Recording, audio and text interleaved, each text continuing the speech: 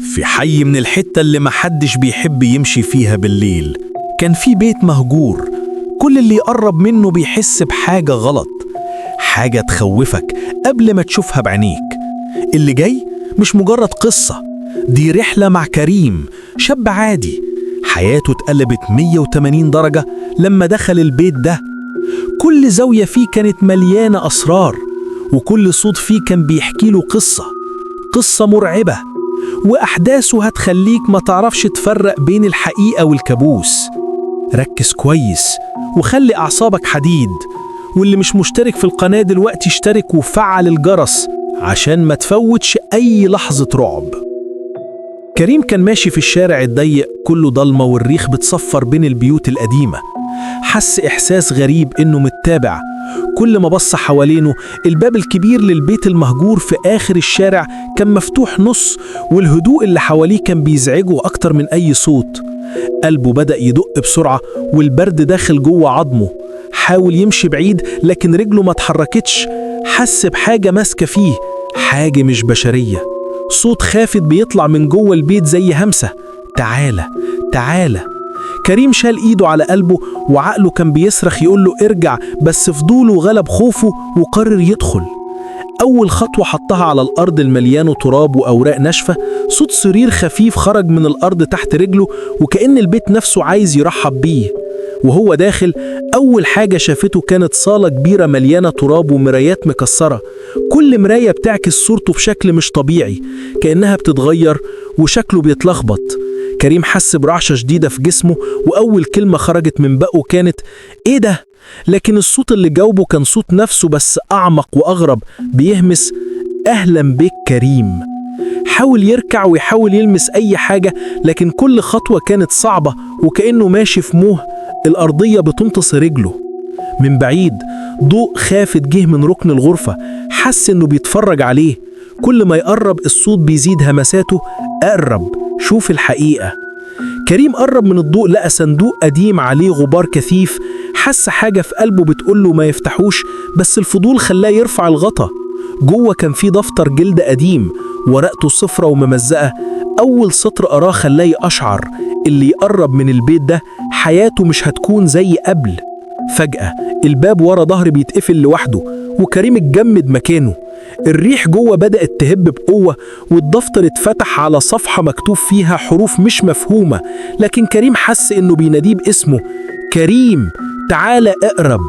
قلبه كان بيدق كأنه هيقف، لكن إيده ما بطلش تقلب الورق، وكل ورقة كانت فيها رسومات مخيفة، رسومات كأنها عيون حية. من غير ما يحس سمع صوت خطوات ورا ظهره. بسرعة استدار ومفيش حد، بس لما رجع يبص على الدفتر كل الرسومات اتحركت. العيون اللي كانت مرسومة بقت بتتبع كل حركة بيعملها، والدفتر بدأ يهتز لوحده. حس برعشة في جسمه كلها من راسه لحد رجله، والهدوء اختفى فجأة. الصوت العميق رجع يقول: ملكش الحق تهرب. وكأن البيت نفسه بيتكلم معاه. كريم حاول يصرخ وصوته اتلخبط وجسده بقى متجمد، وفضل واقف كأنه تمثال، والدفتر بيتقلب ورقته لوحده. كريم حس بحاجة باردة على رقبته، كأنه في إيد خفية ماسكة فيه. قلبه خبط بسرعة مش طبيعية، والعينين مفتوحة على مصراعيها. بص حواليه، الغرفة ضلمة والأصوات كلها تختلط: صوت خطوات، همسات، وصوت الريح اللي بيتعالى فجأة وبيقول: ليه جيت هنا؟ حاول يتحرك لكن رجليه متجمدة، وفضل واقف والدفتر في إيده بيتفتح لوحده على صفحة جديدة. الصفحة دي مكتوب فيها تاريخ اليوم بالظبط، ومعاه اسم كريم مكتوب بخط غريب، خط كأنه بيتحرك وبيستنى حاجته. كريم حس برعشة جامدة وجسده كله ارتجف. كل حاجة حواليه بدأت تتحرك بدون سبب، المراية، الستاير، والدفتر نفسه كأنه بيتنفس. وفجأة صوت صرخة عالية خرجت من الصندوق القديم. كريم وقع الدفتر على الأرض وقفز لورا بسرعة. الصندوق اتفتح لوحده، ومن جوه ظهر ضوء أحمر غامق، والضوء ده كان بيخطف الأبصار. حس كأن عيون حقيقية بتبصله من جوه. حاول يبعد لكن رجليه ثابتة في الأرض. الصوت العميق رجع يهمس: مفيش مفر، الحقيقة قدامك. الريح زادت، ورائحة غريبة بقت مالكة المكان، ريحة دم وحرق وشمع قديم. كريم حاول ياخد نفس عميق لكن ما قدرش، وكل خطوة عايز يعملها صعبة، كأن الأرض نفسها بتشد رجليه. كريم مسك الباب يحاول يخرج، لكن الباب اتقفل بقوة وصوت ضحك غريب ملى المكان. الضحك كان بيجيله من كل حتة، من المرايات، من الأرض، من الحيطان، وكأن البيت نفسه بيستمتع بخوفه. فجأة حس بحاجة لمست وشه، كأن إيد خفية حطت إيده على خده، وسمع همسة: هتفضل هنا للأبد. رجله بدأت تتحرك لوحدها كأنه بيتسحب جوه الغرفة. حاول يصرخ لكن صوته اتلخبط وكأنه مش من دمه، والدفتر وقع على الأرض. الصفحات بدأت تتطاير حوالين الغرفة زي ورق مسحور، وكل صفحة فيها رسمة مختلفة، رسومات بشرية لكن مش بشرية، عيونها بتبصله وكأنها عايزة تسحب روحه. الريح شدت أكتر والصوت العميق بقى واضح: اللي يدخل هنا ما ينفعش يخرج. كريم قلبه واقع من الرعب وكل عظم في جسمه كانت بترتجف. المرايات اللي حواليه بدأت تتحرك بشكل غريب، وكل مرة يقرب فيها من واحدة صورة نفسه بتتغير، وشه بيتشوه بشكل مش طبيعي، كأن البيت بيوريه مستقبله، مستقبل المرعب. فجأة الباب اتفتح لوحده، ضوء باهت جاي من بره، لكن المكان كله كان ساكت. الساكت ده كان بيصرخ في ودنه والهمسات بتزيد كل ثانية. كريم حس إنه لو خط خطوة واحدة الدنيا كلها تتهد على وشه. كريم قرر ياخد خطوة واحدة بس، وكل خطوة بتحس إنه داخل عالم تاني. الأرض تحته بدأت تهتز، والضوء الغريب اللي جاي من الصندوق الأحمر بدأ يلمع ويزيد وكأنه بيستدعيه. حاول يبص على الدفتر، لقى كل الصفحات مكتوب فيها أحداث حياته، حاجات حصلت ليه من سنين وأشياء هو مش فاكرها، وكلها مكتوبة بتفصيل رهيب. فجأة كلمة واحدة ظهرت على كل الصفحات: اللي يتخلى عن خوفه هينجو.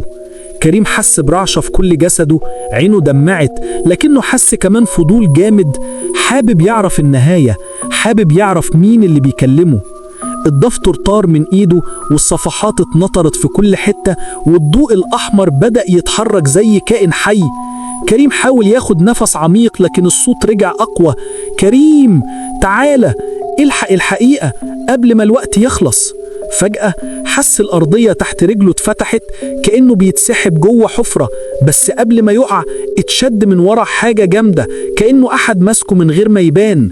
قلبه بقى يدق بسرعة، كل مرة بيتحرك فيها بيحس إنه بينزل في عالم مختلف، والهمسات حواليه بقت أصوات، صرخات مكتومة، صرخات ناس معدوش موجودين. كريم وقع على ركبته واليد الغريبة لسه ماسكاه بقوة. البيت كله بدأ يهتز، الحيطان بتصدر صوت صرير كأنه عايز ينهار، والمرايات حواليه بتتكسر لوحدها. كل مرة يظهر فيها وشه مختلف، مرة مبتسم، مرة باكي، ومرة متغطي بالدم. فجأة الصوت العميق قاله: خوفك هو مفتاحك، خليك شجاع. كريم حاول يرفع راسه ويبص حواليه، ولقى ضوء أحمر مركز في ركن الغرفة. الضوء ده كان بيتحرك ببطء وكأنه بيستنيه. كل خطوة يقرب فيها الهوا بيبقى أتقل، والهمسات حواليه بتتغير لصوت واحد: اقرأ الدفتر، اكتشف الحقيقة. كريم شال نفس عميق وقرر ياخد خطوة لقدام، وكل مرة عينه بتلم بالخوف والرعب. لما قرب من الضوء الأحمر حس بحاجة بتجذب إيده، كأن القوة نفسها من الدفتر. فتحوا على صفحة جديدة، لقى رسمه هو واقف جوه البيت، وورا ظهره شل غامض، شل شكله مش واضح بس حس إنه بيوجهه. فجأة سمع صوت خطوات سريعة حواليه وما كانش فيه حد. القلب بدأ يدق جامد. فجأة الباب اتقفل لوحده والضوء الأحمر اتضاعف، وشاف صفحة الدفتر بتتحرك لوحدها، كل حرف بيتغير والكلمات بقت واضحة: اللي يخاف هيفضل هنا، اللي يتحلى بالشجاعة ممكن ينجو. كريم ارتجف من الرعب، لكنه حس كمان رغبة جديدة في المواصلة، في معرفة الحقيقة. كريم حاول يتنفس لكن الهواء كان تقيل جدا. فجأة المرايات حواليه بدأت تعكس صور مختلفة، مرة حيوانات غريبة، مرة وجوه مش بشرية، ومرة صور ناس ماتوا من سنين. وكل مرة يبص على نفسه في المراية وشه كان بيتغير كأنه بيتحول، والهمسات حواليه بتكبر: اللي يعيش الرعب ده هيتعلم الحقيقة الكاملة. كريم حس برعشة شديدة وبدأ قلبه يدق بسرعة. حاول يبعد لكنه اتحبس، كأن حاجز خفي منع حركته. فجأة ضوء خافت ظهر من تحت الصندوق الأحمر، والدفتر اتفتح لوحده على صفحة مكتوب فيها: خليك قدامك، الحقيقة مش سهلة. كريم قرب من الضوء الأحمر بحذر، وكل خطوة كان بيحس بيها إن البيت نفسه بيضغط عليه. الأرض تحت رجله بتحسسه بثقل رهيب. فجأة سمع صراخ مكتوم جاي من الحيطان، صراخ ناس ماتوا من زمان، وسمع صوت بيقوله: اقرأ، شوف، اتعلم. كريم مسك الدفتر بقوة وبدأ يقلب الورق. كل صفحة كانت بتحكي له حاجات حصلت في حياته، حاجات محدش يعرفها غيره. فجأة الصفحة اتحولت لرسمة شخص واقف مكانه، والظل اللي وراه بقى أوضح، كأنه بيشوف كل خطوة هيعملها. البيت بدأ يهتز أكتر، والضوء الأحمر صار أشد. الريح داخلة من كل صوب وصوب، وأصوات همسات مكتومة بتزيد. كريم حاول يصرخ لكن صوته واقع على الأرض. فجأة حس بإيد على كتفه لكن مفيش حد وراه. الصوت العميق رجع: اللي يخاف هيفضل هنا، اللي يواجه الرعب ممكن ينجو. كريم قلبه وقع. كأنه القوة نفسها داخلة. قرر يقلب الصفحة الأخيرة. الصفحة كانت فاضية. فجأة الصفحة اتكتبت لوحدها بخط غريب: خليك واقف، قريب، النهاية جاية. فجأة كل الأصوات اختفت، بس ظل البيت كله بيتحرك. المرايا، الحيطان، الأرض، وكل حاجة حواليه بتتحرك بشكل غير طبيعي. كريم حاسس إنه لو خبط خطوة واحدة غلط الدنيا كلها هتقع عليه. فجأة الباب اتفتح لوحده. ضوء النهار بدأ يدخل، لكنه كان مختلف، أبيض شفاف مش طبيعي. والدفتر بدأ يلمع. كريم مسكه بحذر وحس إن النهاية قربت. كل حاجة حواليه بدأت تهتز، وكأن البيت بيودعه. كريم حاسس بقوة بتشد جسمه ناحية الضوء، وكأن البيت نفسه بيطلب منه الاختيار: يهرب ولا يواجه. حاول يتحرك لكن رجليه كانت متجمدة. فجأة ظهر ظل ضخم قدامه، مش بشري، شكله غريب، طويل، مظلم. صوت عميق خرج منه: خد قرارك دلوقتي.